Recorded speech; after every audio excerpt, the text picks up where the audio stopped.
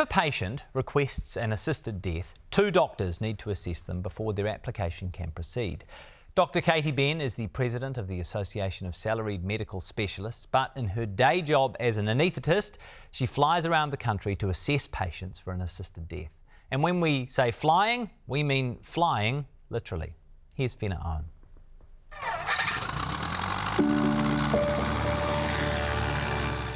Dr Katy Ben doesn't see herself as a flying doctor, but a doctor who flies. I actually started flying in New Zealand because I was concerned about the lack of access that some of our more rural patients have. So we bought the section originally because you can see the runway. The Nelson-based anaesthetist is one of 4 doctors in the top of the South Island who assess patients for an assisted death. So why did you decide to become an assisted dying provider? So it's done properly, because I believe in autonomous patient choice, because I believe that you should have the option to escape a life of unbearable suffering within very strictly controlled parameters. Under the law, patients must be assessed by 2 different clinicians. Dr Ben usually does the first assessment. Most of them take place in a patient's home. Most of my first assessments start with a general chat about who I am, where I'm from, who they are, where they're from.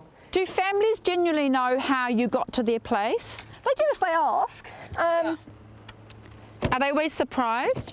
Yes, always.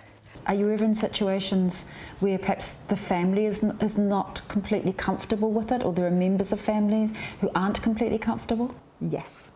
I have definitely been in situations where the family has not been on board with the person's choice, and where the patient or person has said, I know you don't approve of this, but this is my life, this is my death, this is my choice. How do you assess 2 things, any coercion and any depression? If there is any concern about depression or any mental illness that might be causing a skewed thinking or affecting decision making, there is the option for a 3rd assessment by a psychiatrist. And if I am worried that the person is accessing assisted dying purely because of low mood, and that if we could treat the mood, they might not want to access the service, then I ask for a psychiatrist to come in and assess their capacity to make that decision. In terms of coercion, if anything, it's the other way.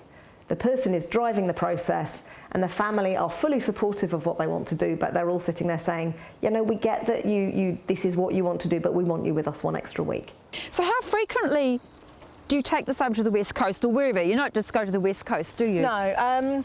How frequently? It depends on how many patients need assessments. So there was a time when I was flying over every week. I don't think I've been to the West Coast to see a patient for the last month or so. Well, the weather hasn't been too good. The weather's, as you can see, I mean, I'd have taken you up in it today, but it's not good enough to fly into. Invariably, it's Dr Ben who goes back to the patient once a 2nd doctor has assessed the patient and agreed the assisted death can go ahead. Have you had situations where patients have changed their mind? Yes. About? And you say, that's okay. And I tend to give them about a week after they've said they've changed their mind, and then I check with them a few days later to make sure they really have changed their mind and they don't want to go ahead, and then I fill out an end process form. And if they proceed, Dr Ben must be in attendance. I was surprised at the amount of humour and laughter that is in the room at these occasions. It is like a funeral wake, except the person is still there to take part in the conversations about their life, in the jokes. There is a lot of black humour. In reviewing the End of Life Choice Act, Dr Katy Ben will raise what she says is the lack of counselling and support for the family who are left. I don't think patients and their families should have to pay for that. It should be something that is provided by the health service. Is there a need for it? Yes, absolutely. There are emotional and bereavement support groups that ostracise family members who've had patients die with an assisted death because they feel it was the person's choice.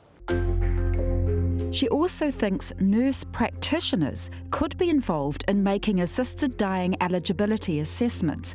But she considers the biggest failing in the Act is how it's difficult for patients, she says, to get information about assisted dying as an option. Under the law, a doctor, a GP cannot say, listen, this is an option. Nobody who is working in a healthcare facility where the aim is to provide care to the patient is allowed to raise it. It's not just doctors, nurses, social workers. None of us are allowed to raise it. The person has to know that it's an option already. So in reviewing the way the law is working, how do you feel about that clause? I think it goes against the Code of Patient Rights. I think it's widely accepted it goes against the Code of Rights, the right to be fully informed and to make a fully informed choice about what you have available to you. And therefore, I personally think that this is one of the clauses that needs looking at. I think it should be allowed to be mentioned to a person with a terminal diagnosis as one of the options amongst a range of end-of-life care options. What's your view on the suggestion that the 6-month limit should be removed? On balance, that is something I would not agree with. Why is that? Because I think that if one of the criteria is that you are experiencing unbearable suffering, then to expect somebody to be in that position for 12 months is unconscionable. It's what Canada's done, of course. What do you think of that model?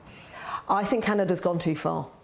Canada has gone way too far in that there is no time frame at all. And you have no idea what advances are going to be made in molecular genetics, in the monoclonal antibody therapies, in cancer therapy. We just don't know. Aircraft keep their fuel in the wings, and you just check to see how much you've got in there.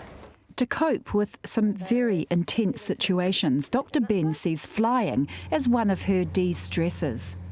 I go for a walk with the dogs. I am a musician. I'll sit and play the harp for a little while.